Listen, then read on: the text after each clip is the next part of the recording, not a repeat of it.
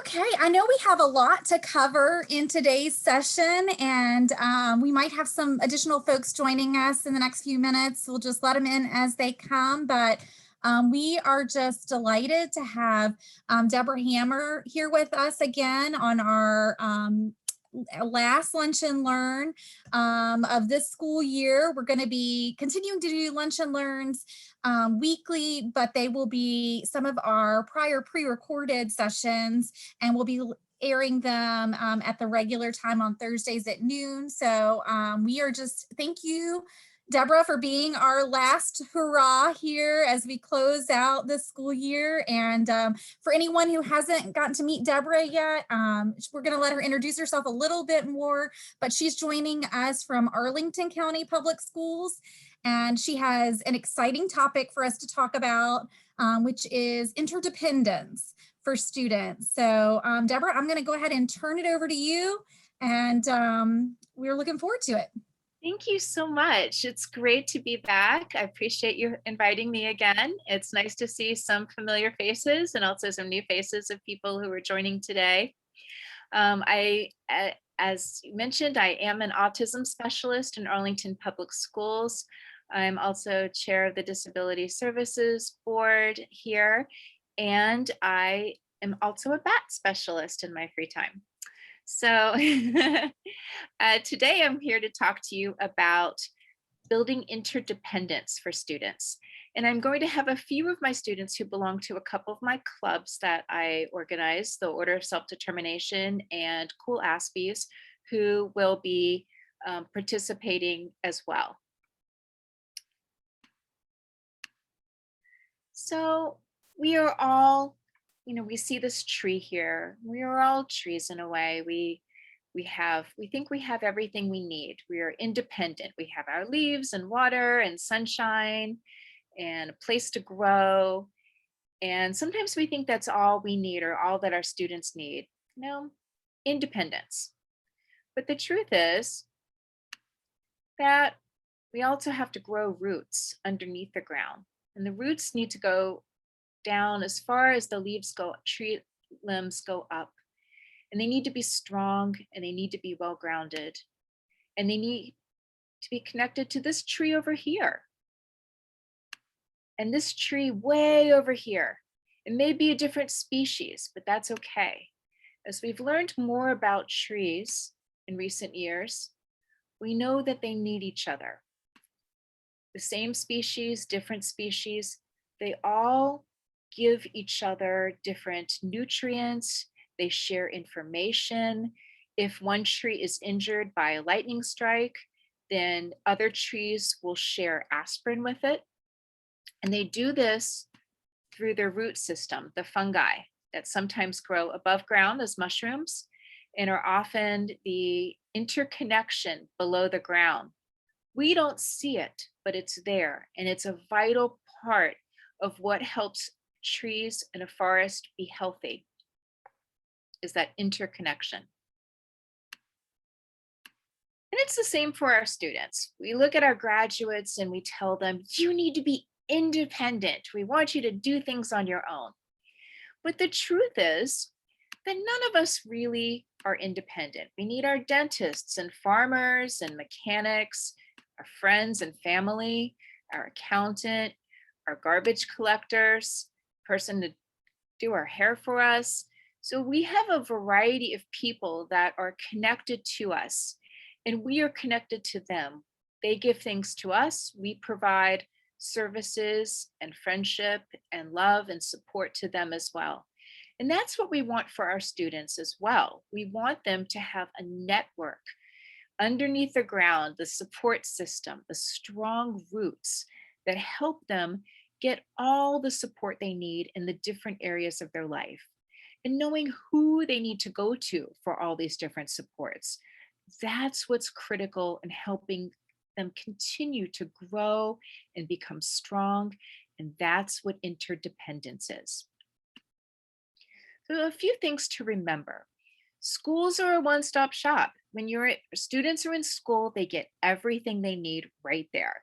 There's their psychologist, there's speech therapy, there's the case carrier to write the IEP.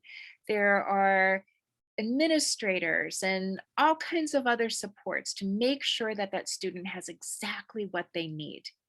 They will not have that once they graduate. Yes, they might have some adult services here and there. DARS is a great service. Some of our students will have CSB, some will have supports in college, but you have to couple those together to make a strong community for each of our students because it's not in one place. Also need to remember that our young adults crave autonomy from their parents. They do not want their parents doing everything for them. And parents, they love you, but you know that they want to have their own independent lives and they need that independent life. So parents cannot do everything for their kids as they grow to be adults. And the truth is parents will not be around forever.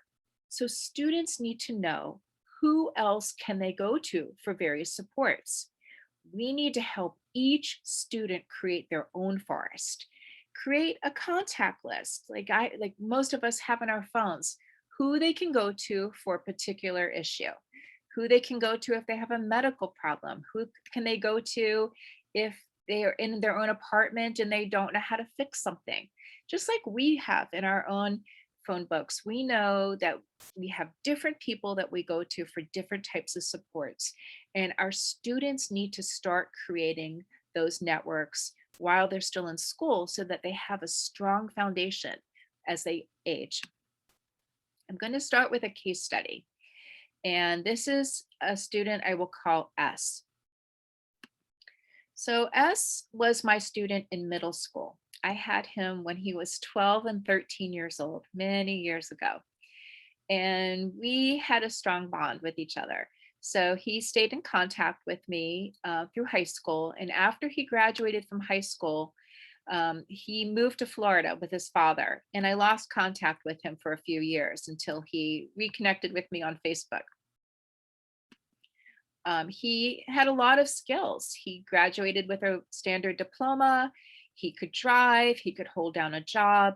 So he was never connected with any adult services. Unfortunately, his father died.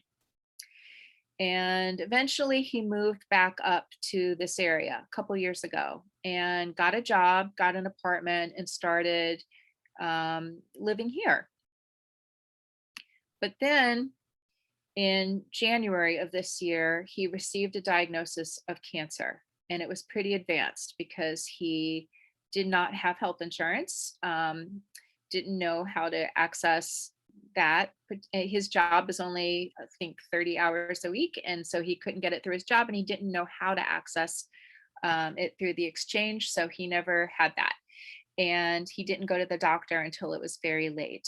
So after he received his diagnosis, he called me and he said, I don't know what to do. I don't have any money. I can't get treatment. I'm going to lose my job because I'm sick and I don't know who else to go to. And you're my teacher and I need your help. So I started making phone calls and calling CSB, calling DARS, and people were like, well, this is going to take months. It's going to take a long time to fill out all the paperwork. And And then I called Adult Protective Services, and I found an amazing social worker who was willing to help work with the two of us to get him connected to all the services he needed, to get Medicaid, to get rides to the hospital for his chemotherapy, to get a case manager, and to start to build that forest for him because he did not have one. He really had been very isolated. As a young man with autism, he didn't have many friends or connections in the community once he moved back here, and was pretty alone in the world. So when everything fell apart, he didn't know what else to do. And it was a scramble to get him the services that he needed and to get him the care he needed to survive. And now I'm going to share a different case study with you. This is Michael. He'll tell you Hello, about himself. everyone. My name is Michael Dinkelman, and I want to talk to you all very briefly about interdependence and how it has benefited my life. So as you can see right here, I am from London, England. I have traveled to so many countries that I don't feel like I want to travel anymore. And I will be transferring to George Mason University from Northern Virginia Community College in the fall of this year, and I will be a geology major. So when I started in Yorktown, I was confused as to where I would go, what I would do, thinking that being independent was wrong and would result in unhappiness. But thankfully, that was not the case. It's actually the opposite of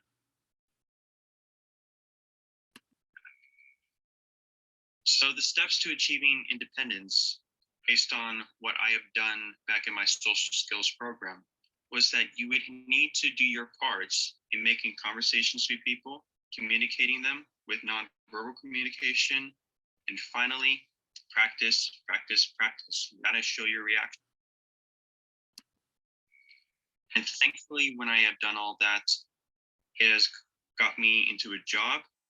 It has got me into this university where I am right now. It may seem simple at first, but when you put the work into it, the consequences are great. And I would guarantee you, it will give you success if you put the work. It's okay to rely on others, and it is great to practice the skills on your own. So I wish you all the best endeavors in life.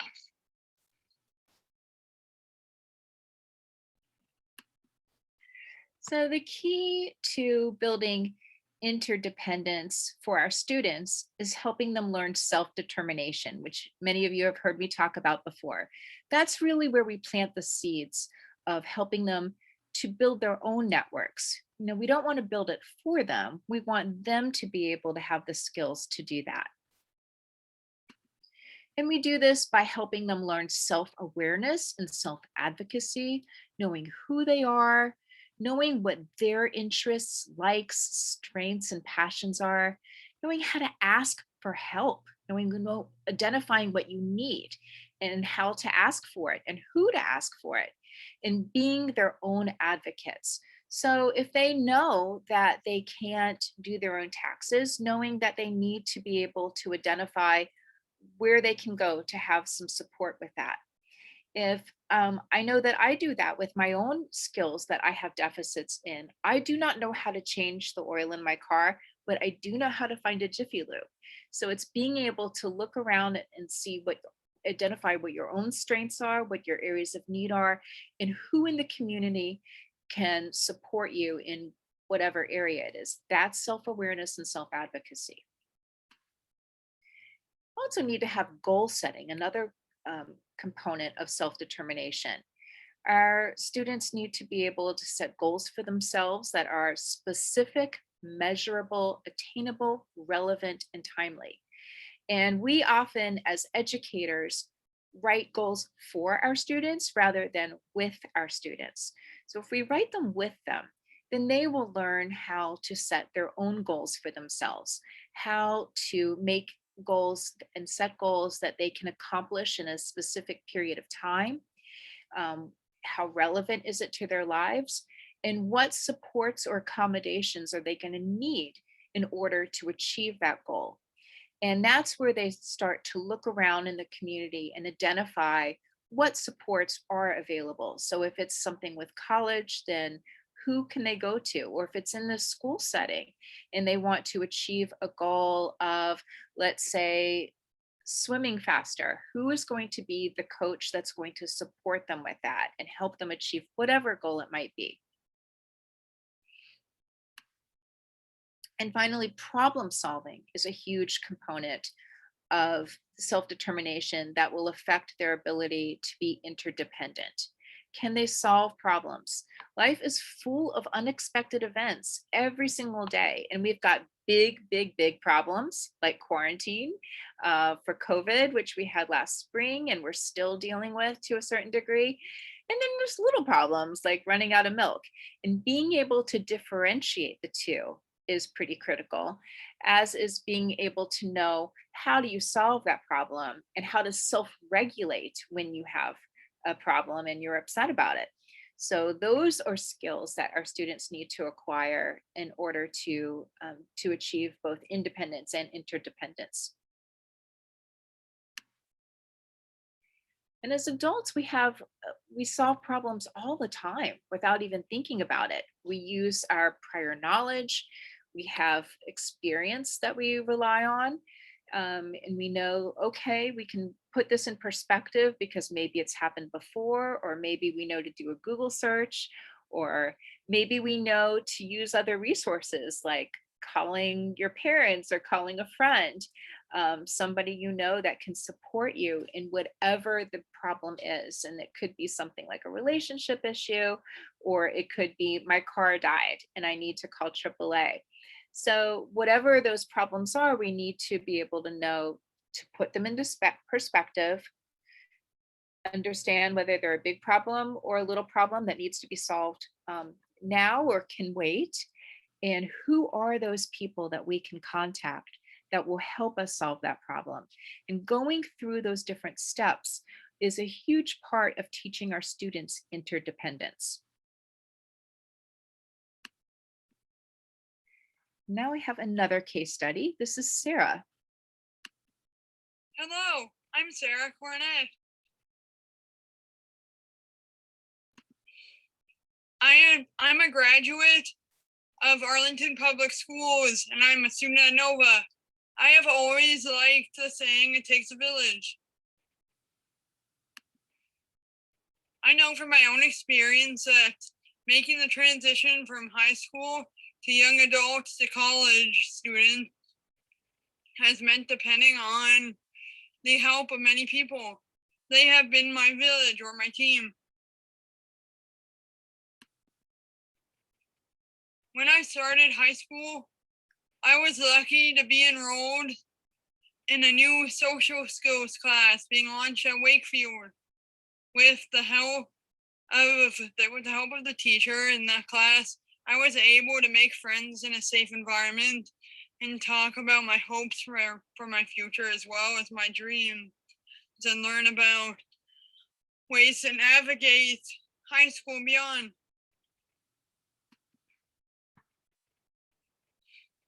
While I was there, I worked with another transition coordinator, a counselor, and my case managers to try out different internships and academic paths. With their help, I also completed getting approved for my DARS eligibility and CSB supports. My transition team village has also included some great people in advocacy and support groups. I have had public speaking training while serving as the Best Buddies State Ambassador. I am doing mentor training at the ARC.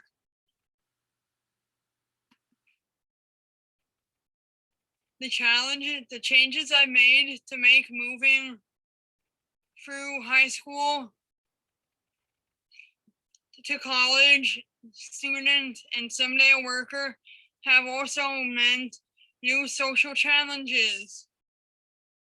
Another group I am grateful for is Coaspies, the social club I joined several years ago, run by Miss Hammer.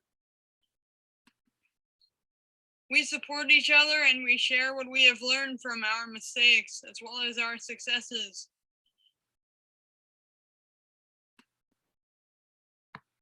Okay. So we also want to talk about timelines and goals. They are important, but they're going to be different for everyone. And sometimes we think our students have to finish by 18 or by 21, and then that's it, they're off into the world. But they're going to be really different for each student. And for our students with disabilities, our parents of our students, and if you're a parent listening, you may have a certain idea of when your child is going to go off into the world, launch, as they say, live on their own and have a job. And it may be a little different for your student with autism or another disability, but that's okay. Whatever their timeline is their timeline. We just need to make sure that they have the right supports at each stage. We have to be realistic about what they're going to accomplish, and set reasonable benchmarks. And they may, have a few blips along the way. They may end up coming home to live for a couple years. They may have a gap year in college. But the important thing is not to make decisions out of fear. And it's also important to know that resistance leads to growth and autonomy. And what I mean by that goes into Hegel's dialectical theory of change. So change and difference of perspective is part of life for all of us. We all have our strong beliefs and values, things that we really believe in. And that is the thesis. And then we have teenagers. And teenagers you may raise your child, or you may help your student have certain values and ideals that you have imparted to them, and they may rebel. In fact, they probably will at some point. That is the antithesis or antithesis. And that is when our kids reject whatever it is that we're trying to help them with. It could be in school homework supports or speech therapy. At home, it could be other types of assistance or guides for them. And that's part of becoming self-determined as well, is being able to sort of set your own course. And then as our students become adults and maybe even start a family of their own, they start to realize, what my parents said to me or what my teacher said to me, they were actually right. they had a lot of value. And then they start to incorporate those core views into their own, as well as keeping their own autonomy. And that's what we call the synthesis. So that is a natural part of life for all young adults. And it's no different for somebody who has autism. And sometimes when I have a young adult who is having some what we call behaviors of concern, it's really that they are in that antithesis stage of their lives where they are tired of having someone else tell them what to do. They are craving autonomy and self-determination. And so we need to respect that they have the right to try things on their own and to have a different perspective or idea from us, as long as it's in a safe and supported environment, because we don't want them to do anything that will harm themselves. But we also need to recognize that they are just like any other young adult in that regard. And that leads us to the discussion on things don't always go as planned. So you can you can tell people what to do, you can help and support them, but they will make mistakes. And that is okay. We want to remember the dignity of failure. And that means we need to respect people to have the opportunity to learn from natural consequences. In this picture, you see a young child pouring her own milk. And yes, she's spilling it all over the place and making an absolute mess. But if we do it for her, she will never have the opportunity to practice pouring it correctly. And it's the same thing for our young adults as they launch. They may do some things that we don't completely approve of, but as long as it's not something that is going to be hurtful to them or dangerous in any way, it's okay for them to make choices for themselves that might be a little different than the choices we would make. We just want to make sure that they have the interdependent skills to know that they have other people that they can go to for help, that they know when and where to go to those people and how to reach them. And we want to know that if they make a mistake, how to repair it, how to problem solve. So if they have been taught those skills as part of their lessons on self-determination, then it is okay for them to sometimes make mistakes. And here is another case study. This is Ariel.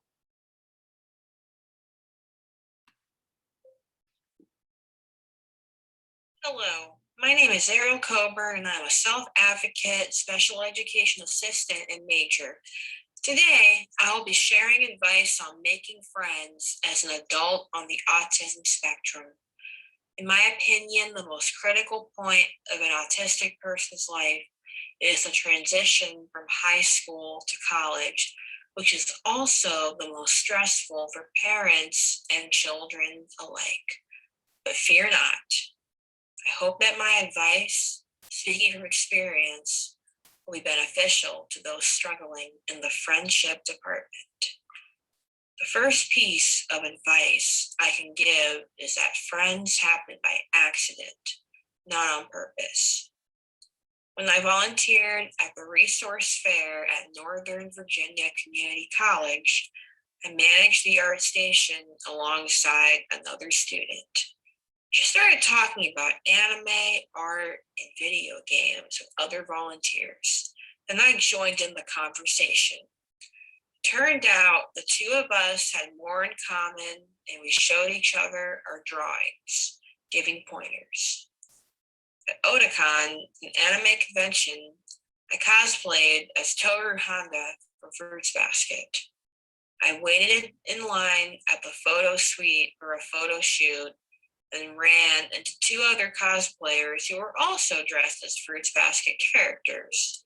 We talked, exchanged numbers, and did a shoot together, all because we shared a common interest. I wasn't expecting meeting someone at a college fair, of all places, nor was I expecting my solo shoot to become a group one. Everything happened by accident. My best advice for young adults with autism and similar conditions is to put yourself out there. It's easier said than done, but the best place to start is an event or social setting where people share the same interests, desires, and goals, or your happy place. That happy place could be a church, concert, convention, or club. If your goal is to be a novelist, join a writing group. If you desire to help others, volunteer at a homeless shelter.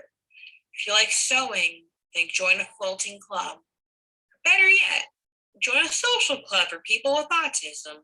If you've no clue where to start and need a buddy or group to go to said events. I joined one called Cool Aspies, but don't regret it one bit. It opened doors for more social opportunities, like having a concert buddy to go to concerts with, along with conventions, an opportunity I didn't have before. I either went alone or with my parents. If there are none in your area, then start one. But how? The inception of Cool Aspies began when the facilitator, an autism specialist, collaborated with a parent and discussed a social group for her son and his friends to meet other people also on the spectrum. Since then, the group has expanded and helped other Aspies like myself find their safe space. If you are a parent, I suggest reaching out to an educational professional, such as a teacher, specialist, or therapist, on how to create that space. To my fellow Aspies and other folks on the spectrum, don't give up. You'll find your safe space or enclave. This has been Ariel Coburn. Thanks for watching.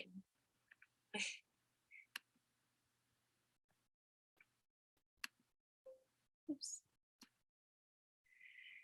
So in conclusion, to help build interdependence, we have to make sure the seeds are planted, which is teaching our students self-determination, helping them learn what interdependence is and the importance of connecting with others. We need to nourish the soil, make sure that they continue to have the supports that they need throughout their lives and continue to grow and flourish. We need to expect sunny and rainy days. It's not going to be absolutely perfect every day, and that's okay. We need to make sure to allow time for growth at everyone's own pace. And if you're a self-advocate, allowing time to grow at your own pace. And finally, remember to admire the trees. Thank you. I have a few resources here, and I believe everyone will get a copy of this, but I just want to point a few of them out. I'm Determined, of course, is the VDOE initiative to help all of our students learn self-determination. Circles of Support is a great resource to teach that we all have a circle of support, how do we create those networks. The ARC in Northern Virginia, that's the one that I am connected with because I live up here, but the ARC has other chapters in other parts of the state.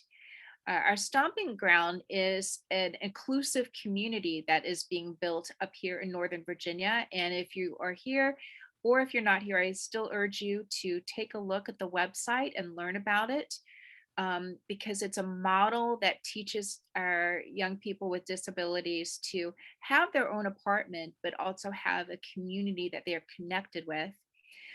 Independence Center is a place, and again, there are places around the state that are run by self-advocates to help our young people connect with other people with disabilities and find resources about legal help or advocacy or other supports that they might need.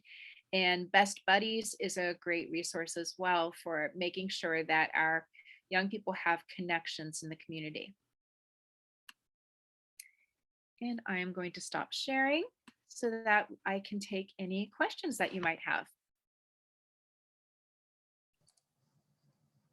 Deborah, thank you for talking with us about this topic. I mean, you're right. We can focus so much on independence that we forget how important it is to build that community around us. And those skills don't always come naturally to every person. So I think you gave us a lot to work through.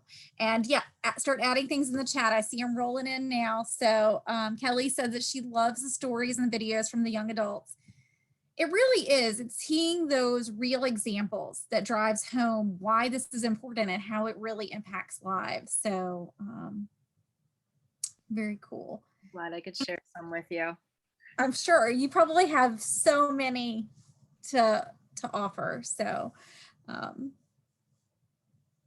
okay, this has been outstanding is the comment. And the question is, how do we get started with someone who doesn't really want our help? So kind of just sort of introducing some of those concepts and ideas, I guess. Yeah, so I would start with saying, what do you want? What if you don't want our help, what would you like to do? And you could start maybe with a person-centered meeting, like a PATH meeting, which is a meeting where you're focusing on their long-term dreams and goals. So start with 10 years from now.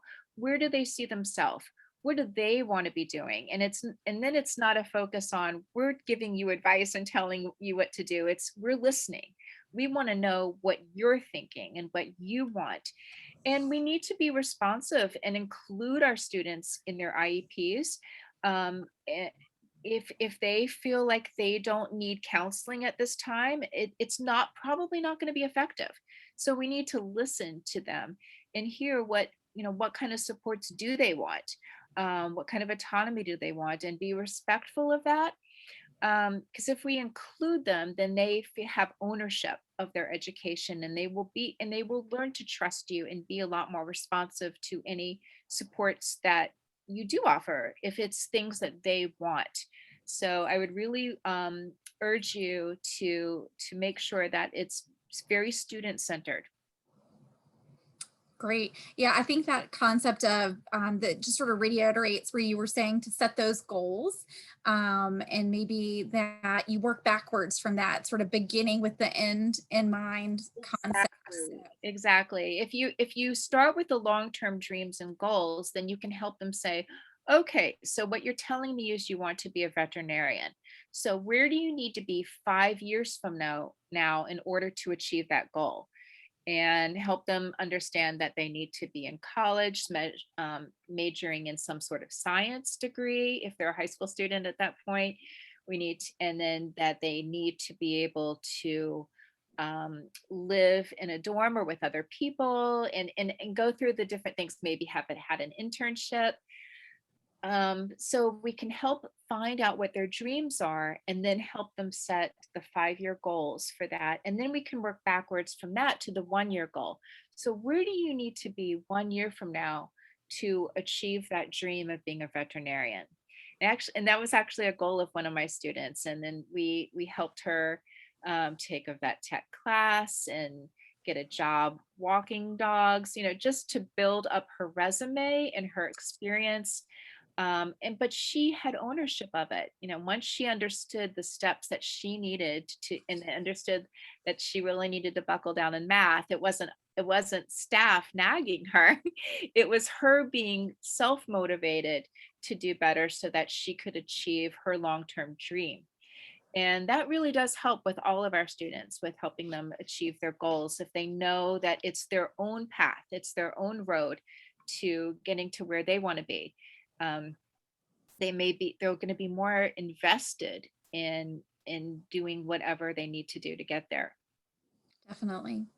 And I see another question in the chat that's kind of along the same vein. And this is one that I hear often across the board. I'm sure everyone does, is just how to sort of get reluctant families on the same page, so that they can become part of that forest, that team, that community that is encouraging that. Yeah, that's a challenge sometimes. It takes time. It takes an investment of time.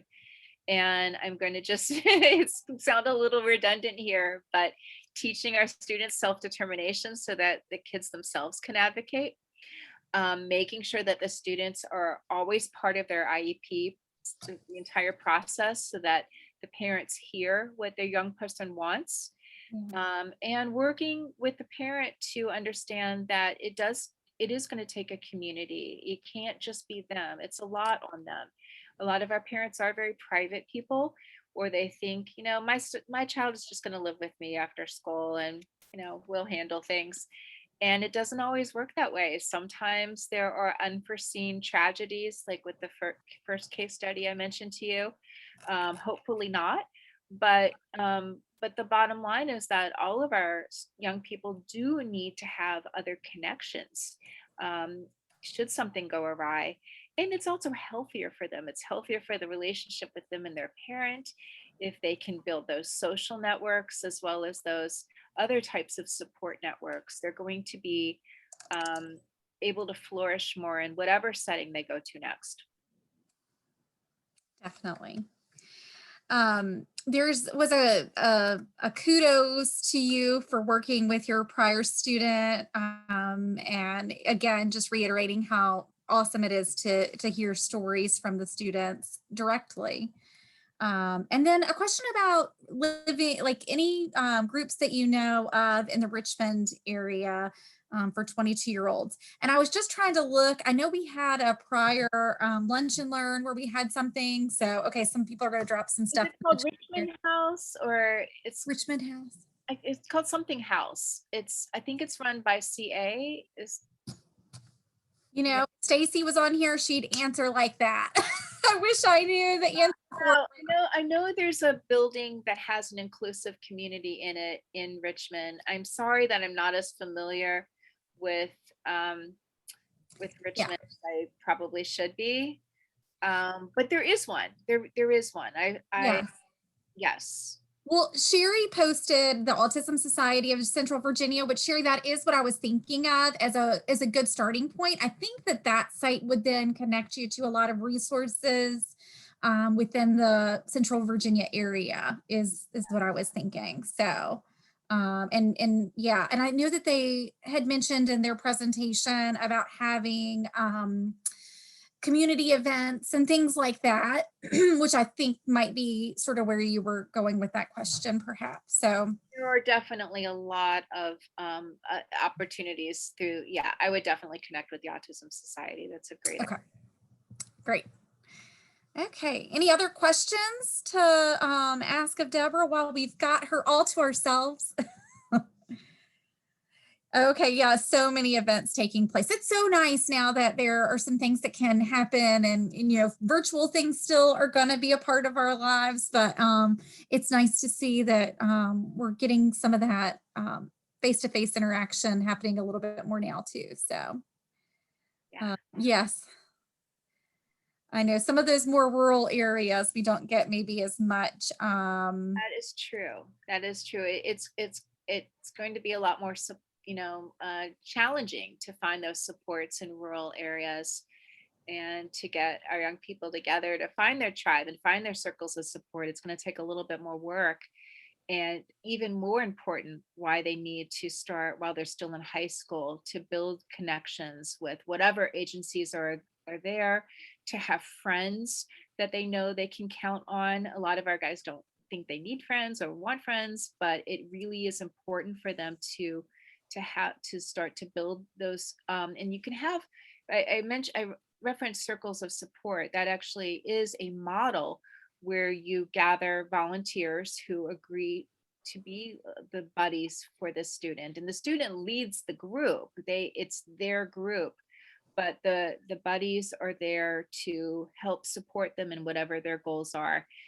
Could be having an internship or going to a party or whatever, doing an extracurricular activity and whatever else they want to do. So starting when they're young, and making sure to build those lifelong relationships with others.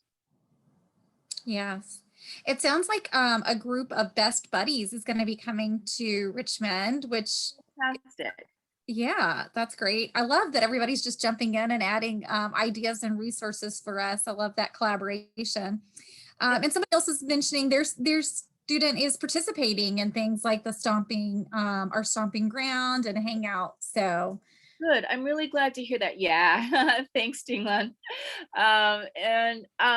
It Phase On is what I was actually thinking. It's not CA, but Phase On in Richmond does have a house. It's called the Phase On Residence, and it's an inclusive community there in Richmond.